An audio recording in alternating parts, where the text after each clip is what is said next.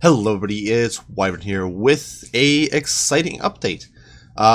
Today, CA did announce that we're getting the Amethyst update for Total War Warhammer 2. It was something I honestly didn't really expect, given that we didn't really get any news leading up to it. The only leak was a little bit of content found out on Steam, but besides that, it's definitely coming a little bit surprising, though obviously very welcome because there has been a bunch of stuff busted with the release of Prophet and Warlock, both balance-wise as well as simply gameplay, campaign-wise and single-player-wise. So, regardless, the Amethyst update has hit the field, or is going to be hitting the field, and well, we're getting an Amethyst Wizard for Empire. So this has me really hyped. This is the big sell of this patch. The Amethyst Wizard means that Empire is now going to have access to all 8 schools of magic it had in tabletop, which is awesome. It gives me a lot of hope for Lizardmen as well as High Elves as well, because both High Elves as well as Lizardmen, of course, are 2 of the bigger magic factions in Total War, who had access to a lot of different forms of magic, to even more wins than the Empire. And currently, that's not really represented at all. But I'm hoping that now that the Empire is getting its Amethyst Wizard, supposedly just for Mortal Empires, but I assume this includes multiplayer. Multiplayer is just so small they didn't even bother including it. But but I'm assuming we're going to get the Amethyst Wizard in multiplayer as well. But with Empire now getting all 8 of its schools of magic, I'm assuming that we're going to be getting it for other factions too. And just look at how awesome this guy looks with the scythe and the skeleton down there and all these so many roses and hourglass and this silly little hat. Might as well be a night goblin, I guess, or a true wizard. Like, it's a stereotypical wizard there. But either way, almost. I guess he doesn't have the wide brim. But either way, Amethyst Wizard looks pretty fun. Just have Lord of Death as Empire is going to be interesting. It's going to let you. It's going to really shake up strategies. I would be a little concerned about the potential synergy with Gelt. Spirit Leech plus Violent Transmutation could be disgusting. But then again, it's going to be draining your wins of magic, so maybe not. Now, besides that, well, a whole bunch of bug fixes. Now, there was a whole bunch of bugs, some which I didn't even experience myself, but issues with, for example, the final battle for the Eye of Vortex not triggering. So that should now be fixed. Some balance changes in Factory Campaign, like the cooldown of Endless Drum, it has been increased from 15 to 25 seconds. They fixed the bug where Giselle projectiles wouldn't actually go further when you improve their range.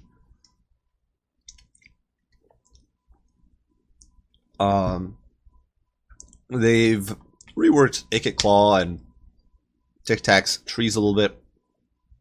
Ikit Claw's lineup of abilities largely got nerfed. Double Insulation does now provide some more ward safe. Ikit does get less cooldown reduction though from Power Overloaded. Same with Warlock's Master, Power Overloaded. Ikit no longer gains plus 20 armor with double insulation, which kind of sucks. Makes that item, in my opinion, or ability, in my opinion, much less valuable, because who gives a damn about magic resistance or physical resistance campaign? Like, neither of those things are that valuable. But that might just be me.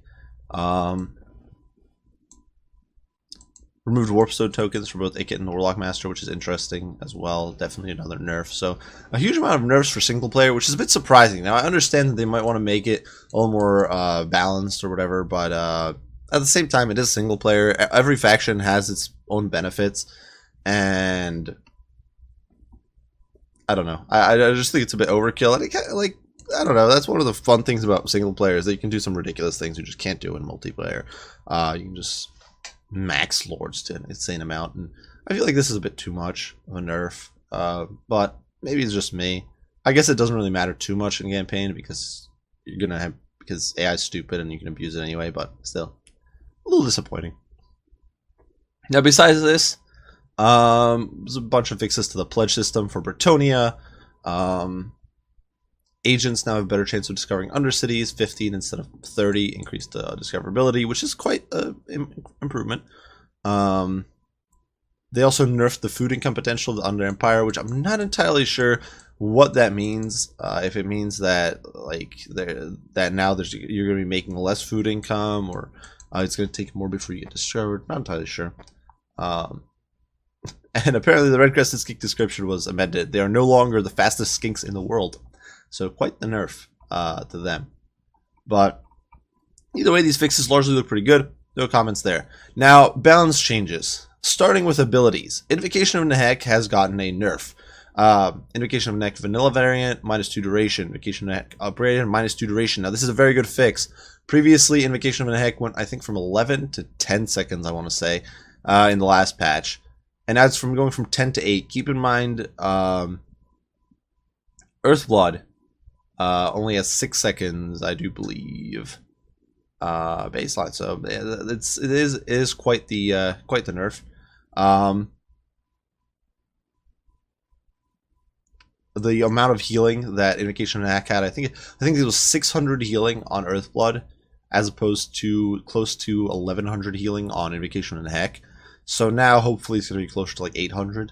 And Invocation of Nehek Overcast is now going to cost 12 points of magic rather than 11, which is quite the nerf. That said, I'm not happy about these changes to healing.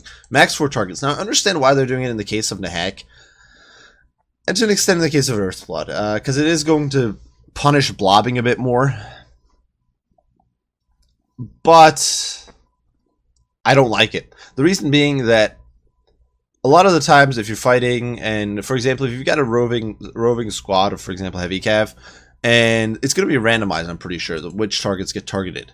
So let's say you've got a squad of like Franz, Jade Wizard, Demigriffs, and this priest, and it's roaming around, and you run into a block of spearmen. You overcast Earthblood trying to heal yourself, and suddenly you're only getting 4 targets, and if those targets are not the ones you want, if it's healing the spears instead of your 4 actual valuable targets, you're getting shafted. So it's an element of RNG I really don't appreciate. I would have rather seen different nerfs, whether reduced healing or a max overall healing for the spell, where it gets distributed. So, for example, you'd have a maximum value of, like, I don't know, 600, and then if there's more units than, like, 3 or whatever, it would start having less of an effect per unit. That would have been cool. But I really don't... Then I would find that acceptable. But this extra element of RNG is just something I don't really appreciate, don't think is nice. Obviously, it's... The reasoning, I think, is correct, that especially vampire accounts have a tendency to blob. A lot of Vampire Accounts players just love to just blob up a bunch of garbage and charge it in, and yeah, max 4 targets. I'm not sure I appreciate that. I don't think that's right. Now, Guardian was nerfed slightly, went from 18 to 15%. Physical, just not a huge problem in my opinion. Raystorm tweaked accuracy, which I assume is a nerf, though you never know. Brass Orb now has a windup of 3 seconds, which is a huge nerf to that spell, because previously the fact that you could instantly cast it and it would instantly disrupt your opponent was a huge boon, but now it doesn't do that, so definitely a big nerf, and in all honesty, probably a righteous nerf, though perhaps a little too much. I think that like 2 seconds, excuse me, would be good enough, but what can you do? Now for Beastie Boys, Cygor has gained 800 health and 50 weapon strength, which is quite the buff. It's going to make it much tankier, even more of a pain in the posterior to try to shut down. But on the flip side, it hopefully will make it a little more competitive as a melee tool, where previously you really just brought it to lob rocks. It was a very expensive artillery piece. And this should make it a little better in close quarters. Though obviously that terrible melee defense of I think 14 is still going to be there, which kind of blows.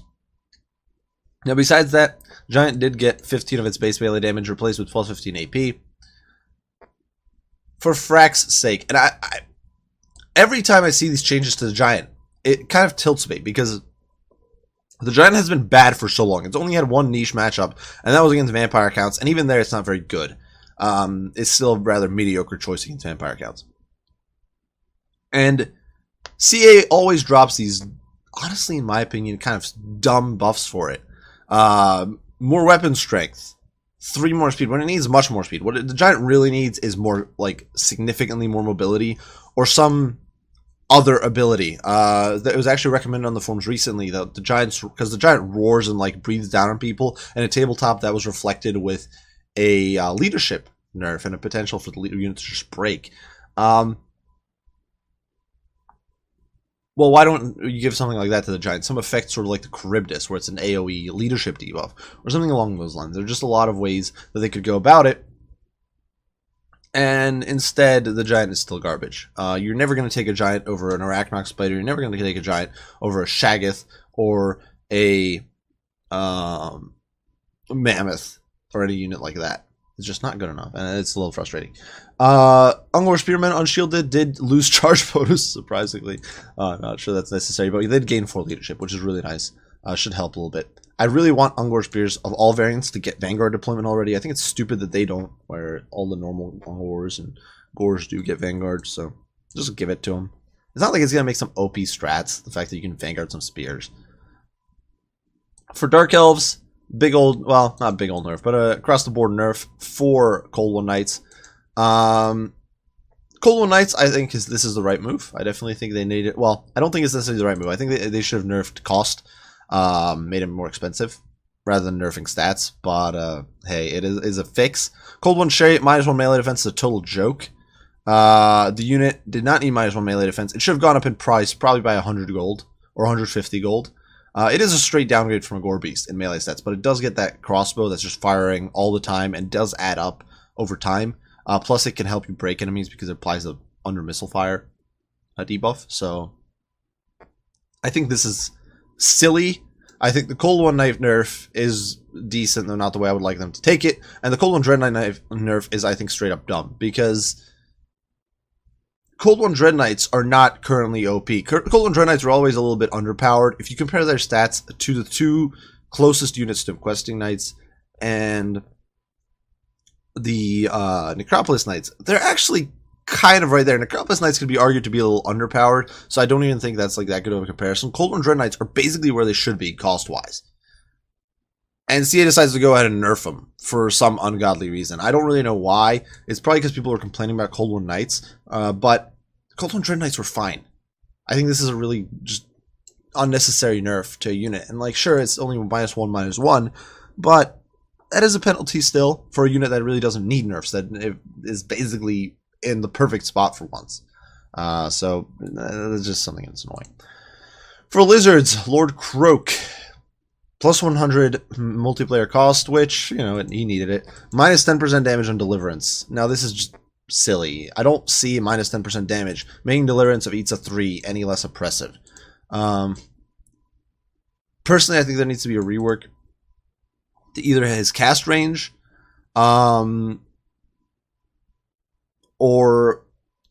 well, especially cast range would be good, but the amount of times he can spam Deliverance of Itza 3 or something, because Itza 3 is just so oppressive right now. It's just a disgusting spell, and it really messes things up. But at the same time, the +100 multiplayer cost, you don't want to get Croak so expensive that he becomes unaffordable. And he's already a kind of expensive caster to pick, given that he's a vegetable on a toilet seat. So, yeah, I don't know. I'm not a huge fan of these changes. I did think he needed a nerf, but he needed, in my opinion, a better nerf than this. One that was more fitting and actually kind of fixed things. Ancient Salamander lost 25 projectile range, which is huge and very necessary.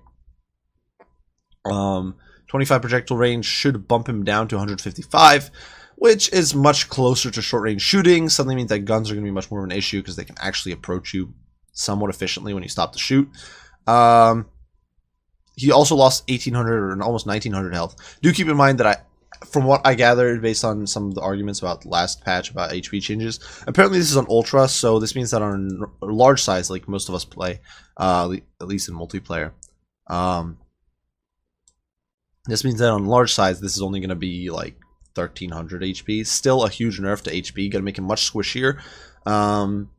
Less explosion damage, so now the Ancient Salamander is going to be much more of a glass cannon. He can no longer slow you down either. Does have more ammo though, so it's really they're putting the glass in the glass cannon. Big old nerf to the damage up or to the survivability. and ability to do things safely, which is great, and more ammo. So honestly, I can accept this. I think this is a good change. Thunderous one, plus 100 MP cost, plus 5 ability recharge. I don't have too many opinions on this. I didn't really use the Thunderous one in multiplayer. I know some people use them a lot, but I never felt he was that oppressive. Maybe he was, I don't know. Compared to everything else, he just seemed pretty normal. The Red Crested King Chief is more expensive on Stegodon now. Makes sense. Currently, the Red Crested King Chief, with his Warrior's Crest, I do believe outfights Kolek, which is ridiculous. To be honest, the Red Crested King Chief should just take a straight nerf on the Ancient Stegodon. His stats are nuts, but at least it's something. Going onward, the Star Chamber Guardians did get plus 50 cost, which I think is ridiculous. Both them and the Pahua Sentinels, or Pahua Sentinels. Neither unit was that overtuned to deserve a plus 50 cost increase. The problem with the Star Chamber Guardians is they synergize really well with some of the Lizardmen units, especially Slann, because you can just sit next to them, gain another 15% resistance. Missiles suddenly are doing almost nothing. And that was a huge problem. But the Star Chamber Guardians themselves as a unit are pretty balanced in my opinion. I think a much better nerf actually would have been to nerf the missile resistance on like Slann by 10% or something. Roll back some of those resistances that were there before because there was no Guardian option for Lizards. But I don't appreciate this at all. I think it's a stupid move, but what can you do? Pahua Sentinels, same thing. I do believe, unless I'm mistaken here, that's the Lizardmen Spear Mob, and unless that's the Pterodons. But in either case, I forget. I'm still not used to some of the names, especially of units I don't use very often. But either way, whichever one of those units it is, I just think it's silly. I don't think it's a deserved nerf. The Pterodons are still not very good in my opinion, and the Lizards and the Spearmen are just not great either. Like, they're very pricey for what they do. So I don't know. Like I said, I forget which. It's like slipping my mind right now. I was certain it was the Spears at first, and then I'm just second guessing myself. Either way, the Bastillodon, Ark of Sotek, minus 50 cost. I think well deserved. Nothing much to be said there. The unit was overpriced. Probably still might need a little more of a downward tweak in cost. Tic-Tac-Toe now gets free Sphere of Deepak. I still don't see Tic-Tac-Toe as being too appealing. I've run him in a bunch of games. Might be putting some of the games I got in with Tic-Tac-Toe up later. But I just don't see him as valuable. It's just not good, especially compared to other lords you can get on a flyer. Roxagores took a nerf. I don't think this was necessary or deserved. I think Roxagores were in a pretty good spot before, to be honest. But hey, what can you do? Horned Ones, plus 100 cost, spot on nerf. Horned Ones now are slightly better than Demigryphs. They actually got more weapon strength than Demigryphs, which is actually absolutely ridiculous. Great mobility, insane leadership, just a very solid unit. So I personally would have preferred a stat drop to bring them down to size, but oh well. Plus 100 cost is fine too. Puts them where they belong, price-wise. Cold One Spear Riders and Cold One Riders. Now, I agree that they both need a nerf. I still think Cold One Riders are overtuned after this. Don't believe me, compare them to Empire Knights. They definitely are a bit nasty. Cold One Spear Riders, like I said, I would have preferred these units went up in cost. I don't like the idea of just nerfing what should be relatively elite or better than average cav or sub-average cav for the sake of balance. I would much rather see them at least keep that mid-tier status and get a nerfed price. Skaven, Warplock Giselles, plus 1 reload time, minus 3 melee defense. Not sure this is going to be an adequate nerf, but at least it is a nerf. Giselles are really oppressive right now. That's all there is to say. I'm not entirely sure if it's because of Doom players, though. So I guess they might want to be patient and try to fix Doom players first. Poison Globes are now cheaper by 50 in MP, which I think is insane. I don't think the unit actually needed to be much cheaper. It needs faster projectile velocity, because the projectile velocity on the unit is terrible, and it's what makes it almost impossible to use well, especially against flyers. If the unit had good projectile velocity, it would instantly be worth the current cost, which I think is 550. Maybe it's 6. I think it's 600. Warp Fire Throw is 550. But I think it'll be fine. And apparently in campaign it's getting a minus 150 cost, which is nuts. But like, yeah, I don't. Faster projectile velocity would fix this unit. That's all it needs. I've used it myself quite a bit in multiplayer. It's perfectly viable, but it really sucks once your opponent starts bringing flyers into the mix, or with some of those monsters with jankier combat animations. Yeah, that's all there is to say. The unit is just, I don't think this is going to fix it. Warfire throwers plus 30 armor. That's very nice and deserved, given that the other weapons teams got 30 more armor than they did. And maybe it'll make Warfire throwers a little more viable. I'm not sure. I guess they just copy pasted the and the ROR, because I'm pretty sure there's no ROR unless they added one. Rattling guns plus 50 cost and reduction in accuracy. I think this is completely unwarranted. I think rattling guns were basically fine.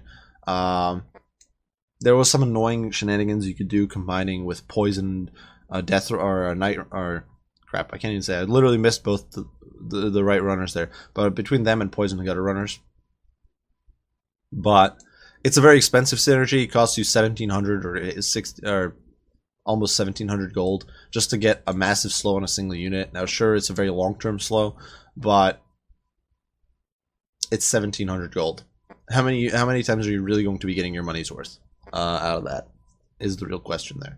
So I just don't really think.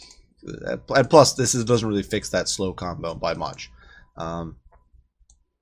So I don't know. I don't really think they deserve a nerf. Stormwind Halberd's still getting a buff, another -1 melee damage, but this time +2 AP, which is nice. Definitely deserved. I think Stormwind's still a little bit undertuned.